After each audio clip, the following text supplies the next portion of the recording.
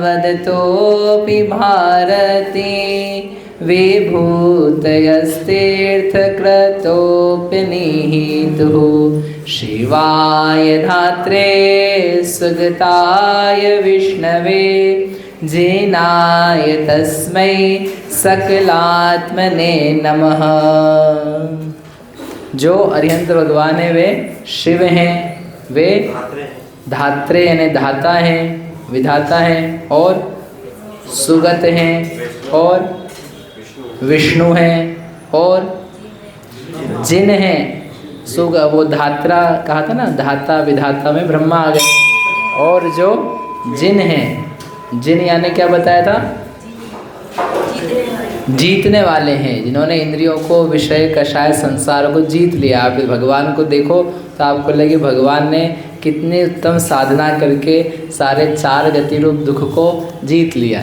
अपन तो एक एग्ज़ाम भी जीत जाएं तो कितनी खुशी होती हो हमने 5वीं पास कर ली, 10वीं पास कर ली, इंजीनियरिंग पास कर ली। एक दुकान में अपने को मुनाफा, एक क्लाइंट जीत लें, एक ग्राहक को जीत लें, अपन उसको पटा करके सौदा करवा दें तो ऐसा लगता है आज हम बहुत बड़ा काम कर आए हैं। लेकिन ये तो एक एक दो दो तीन तीन बातें हैं, लेकिन पूरे विश्व को जिन्होंने जीत लिया है, सारा विश्व जिन्हें नमस्कार करता है, प्लस जो भीतरी समस्याएं हैं उनको जिसने जीत लिया है। अंतर के शत्रु जीतना और बाहर के शत्रु जीतना, दोनों में से ज़्यादा पराक्रम किस में चाहिए है? एक व्यक्ति ने आपको भला बुरा बोला, ठीक है, बुरा किया आपके साथ, आपको गुस्सा आ रहा है, आप क्या चाहते हो कि मैं इसको निपटा दूँ, मैं इसको कुछ दंड दूँ। तो एक तो उसको दंड देने में, पीटने में, मारने में पराक्रम चाहिए, और एक वो पराक्रम चाहिए कि उस क्रोध जो भीतर में अग्नि जल रही है उसको शांत करना है, तो उसके लिए क्षमा चाहिए। बताओ दोनों में से ज़्यादा ताकत किस में है? सरल काम क्या है? दूसरे को पीट देना कि क्षमा करके कोई बात नहीं। सरल काम क्या है? पीट देना सरल काम है। सरल मतलब अरे गए, अच्छा आपको गुस्सा आया बच्चे पे, बताओ क्षमा करना सरल है आपके लिए कि पीट देना सरल है? पीट देना सरल। इधर दो लगा चैट चैट और एक डंडा लगाया, चल भाग जा। तो पीट दिया उसको, आपस में झगड़ा हुआ, पीट दिया। तो पीट देना व्यक्ति को लगता है सरल काम, क्योंकि वो कमज़ोर कोई भी आदमी कर सकता है। कमज़ोर आदमी भी ट्राई कर सकता है कि हम मारेंगे, हम पीटेंगे, हम डंडा लेके जाएंगे, पत्थर मारेंगे।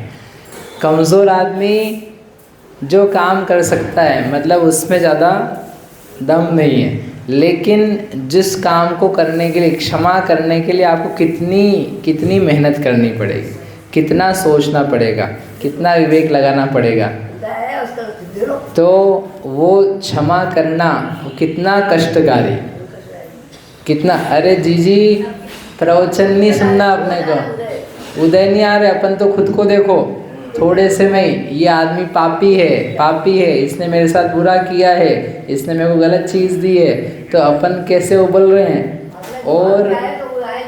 और क्या होता है, अपन ही कहीं दोषी हैं, अपने को ही शांत होना है। क्रोध अपने लिए अहितकारी है, इन बातों को सोच पाना। क्रोध अहितकारी है, ये सोचने की बजाय हम ये देखते हैं ये व्यक्ति क्या है, अहितकारी, ये वातावरण क्या है, अहितकारी, ये टीचर क्या है, अहितकारी, ये दुष्ट है, तो इससे मैं बदला लूँ। दूसरा व्यक्ति दुष्ट दिखना बहुत सरल है, और अपना परिणाम दुष्ट दिखना, खराब दिखना वो बहुत कठिन है। उसके के लिए तो विवेक चाहिए। पूरी दुनिया है, वो दुनिया क्या कर रही है? अपने भावों को बुरा मानने की बजाय किसको बुरा मानती है?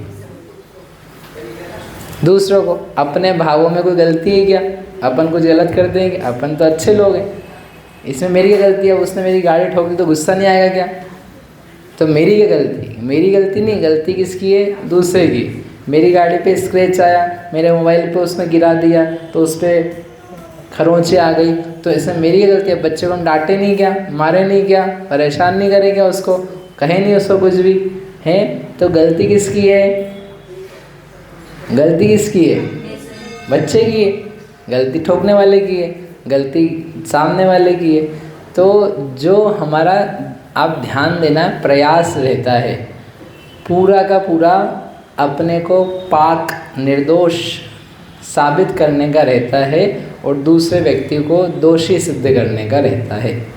ये भले अपन कुछ बोलें चाहे नहीं बोले, जो भीतर भीतर भी शब्द चलते रहते हैं, भीतर बातें चलती रहती है।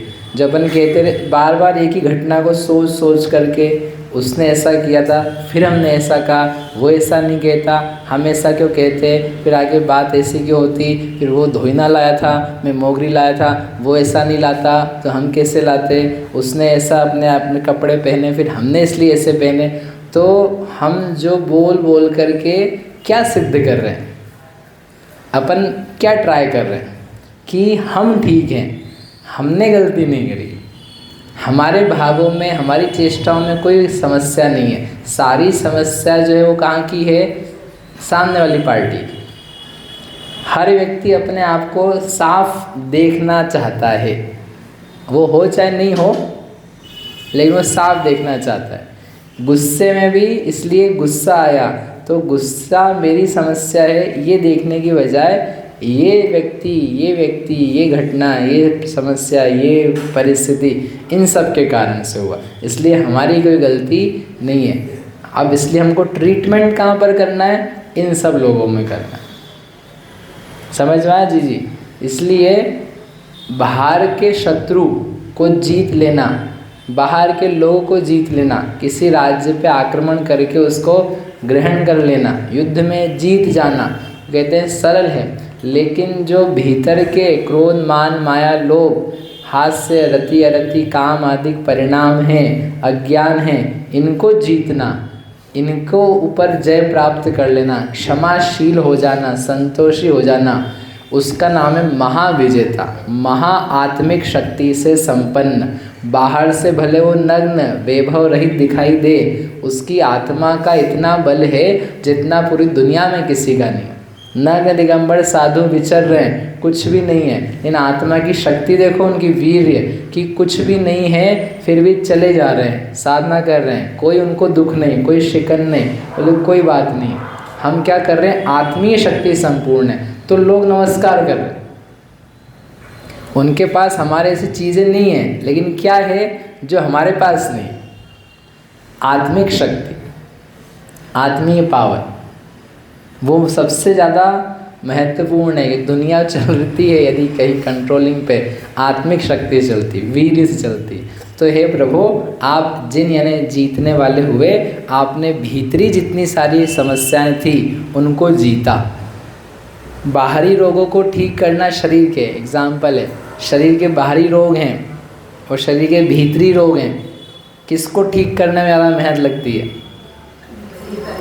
बाहरी रोग हैं यानी कोई फोड़ा हो गया, फुंसी हो गई, घिसा गया, खून निकल रहा है, तो क्या करना है?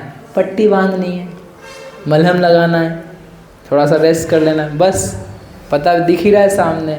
लेकिन जो भीतरी समस्या है, अरे उसको पता करने में नानी दादी आ जाती है, उसको पता करने में ढेरों खर्चे हो जाते हैं। MRI कराओ, CT स्कैन कराओ, एक्सरे कराओ, और नहीं तो और क्या क्या होता है सब, वो कहाँ पे गठान, कहाँ पर कोई एक्स्ट्रा चीज़ कहाँ पे जमा हो रहा है। भीतर का काम करने के लिए अब बहुत कुछ खोलना पड़ेगा। तो भीतर की चीज़ ठीक करनी है, it needs lot of efforts, बहुत सारा मेहनत चाहिए।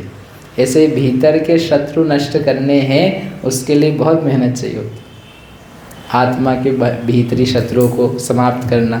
तो उन्होंने कहा, हे प्रभु, आपने उन सबको जीत लिया है, इसलिए आप क्या हैं? जिन हैं। और फिर कहा, सकल आत्मने नमः, अंतिम शब्द है इसका, सकल आत्मने नमः, सकल आत्मा को नमस्कार हो। सकल आत्मा, सकल यानी क्या होता है? सकल यानी पता है क्या होता है? शकल नहीं, सकल। सकल का एक अर्थ होता है सारा, सकल, विकल, तो सकल यानी संपूर्ण, विकल यानी अधूरा। सकलेंद्रिय, विकलेंद्रिय, सकलांग, विकलांग। एक सकल का अर्थ होता है सारा। दूसरा सकल का अर्थ होता है कल यानी शरीर, और स यानी सहित। जो शरीर सहित हैं उन्हें बोलते हैं सकल। दो प्रकार के परमात्मा हैं, सकल परमात्मा और निकल परमात्मा। कौन से दो? सकल और निकल।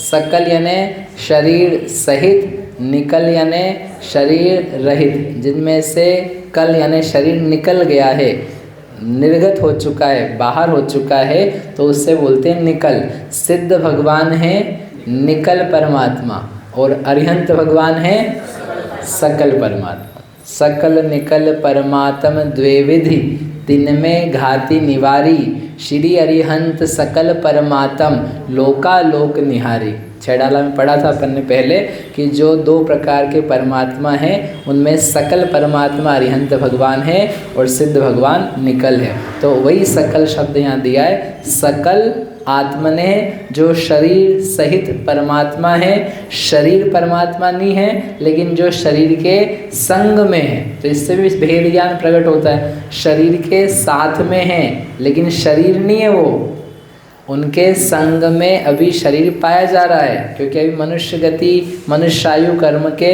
उदय चल रहे हैं। लेकिन वह कर्म के उदय समाप्त होंगे, संग खत्म हो जाएगा, तो वे ही शरीर सहित परमात्मा क्या हो जाएंगे? शरीर रहित परमात्मा हो जाएंगे। इसलिए शरीर किसी का भी नहीं रहने वाला है, भगवान तक का शरीर नहीं रहने वाला है। फिर हमारी तुम्हारी तो बात ही क्या है। जब तीर्थंकर जैसे प्रभु हैं, अरिहंत हैं, इतने अनंत वीर के स्वामी हैं, तीन जगत के लोग उनको आके नमस्कार करते हैं, सारे रस रसायन जानते हैं, वो उनके ज्ञान में हैं, फिर भी ऐसे महान व्यक्तित्व का भी शरीर जो है वो टिकने वाला नहीं है। अपन लोगों को एक काम तो करना चाहिए था। महावीर भगवान अभी 2500 साल पुराने ही हैं, उनका शरीर था, उसको लपेट करके एक म्यूज़ियम में रखते तो कम से कम दिखता तो सही कि महावीर स्वामी ये थे, ऐसे थे। हैं मम्मी होती कि नहीं, मम्मी ऐसे ताबूत में लपेट करके फिर अपन लोग उनकी भक्ति करते कहीं पीर पैगंबर जैसा जा करके, अरे हमारा स्थान है वहाँ पे, हमारे भगवान महावीर स्वामी के क्या है अवशेष हैं। उन लोगों ने गलत किया, देवताओं ने जला दिया, है कि नहीं? लपेट देते तो आज आदिनाथ भगवान भी हमने पास होते। फिर ये वैज्ञानिक लोग उनकी हड्डियों के ऊपर और मस्तिष्क के ऊपर परीक्षण करते, अच्छा ऐसा होता है, हम ऐसा बनाएंगे, क्लोनिंग करेंगे, एक नया तीर्थंकर पैदा कर देते हैं लोग। ये सब नहीं हो, इसके लिए उनको जला दिया। अच्छा किया, उनके शरीर का क्या कर दिया? संस्कार कर दिया। नहीं तो पता नहीं ये लोग क्या नहीं करते रहते, कोई इज्जत ही नहीं बचती। तो शरीर जो है ना सबका छूटता है, शरीर रहित सबको होना होता है। ऐसे शरीर सहित अभी हैं, शरीर सहित होना अच्छा है कि शरीर रहित परमात्मा होना अच्छा है? शरीर रहित पक्का? गलत जवाब। नहीं आप सही कह रहे हैं, लेकिन फिर भी दूसरी अपेक्षा है। अगर शरीर सहित परमात्मा नहीं होते तो अपन कैसे होते? अगर शरीर सहित परमात्मा नहीं होते तो फिर हम आप सब लोग धर्म का ज्ञान कैसे कर पाते? क्या शरीर रहित परमात्मा प्रवचन देखने आएंगे अपने को? समोषण लगेगा उनका? बिना शरीर के वहाँ खड़ा कौन? बोले आवाज़ कहाँ से आ रही है? इधर उधर देखते हैं, कोई आवाज़ हाथ नहीं लिए, ये रिकॉर्डेड लगता है, ये कुछ नहीं, चलो घर चलो, अपन तो लाइव देख लेंगे अपने घर से ही, क्योंकि यहाँ तो कुछ है ही नहीं, आवाज़ आ रही है बस। सिद्ध आवाज़ भी कैसे आती? क्योंकि वो आवाज़ करें कैसे? आवाज़ करने के लिए कर्म चाहिए। तो शरीर रहित परमात्मा होना तो फिर हमारा कल्याण नहीं हो पाता। इसलिए अरिहंत भगवान को पहले नमस्कार किया है। आपको पता है नमो अरिहंताणम सिद्धाणम आर्याणम बोलते हैं, तो अरिहंत भगवान को नमस्कार क्यों करते हैं? पहले इसीलिए तो करते हैं, हे प्रभु आप नहीं होते तो बाकी चार कैसे होते?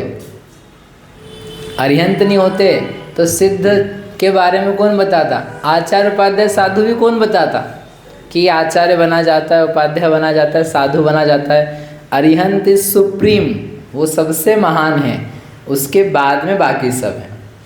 इसलिए अपने बनने की अपेक्षा से शरीर रहित परमात्मा श्रेष्ठ है, लेकिन संसार के कल्याण की अपेक्षा से शरीर सहित परमात्मा वो ज़्यादा अच्छे हैं, सिद्ध भगवान उसके बाद में। अपेक्षा समझना। इस प्रकार से दूसरे मंगलाचरण में अरिहंत भगवान को नमस्कार किया। क्या सार था इसका? जिनकी विभूति और जिनकी भारती वचन जो सारे जगत का उपकार करती है, वह जयवंत वर्ते।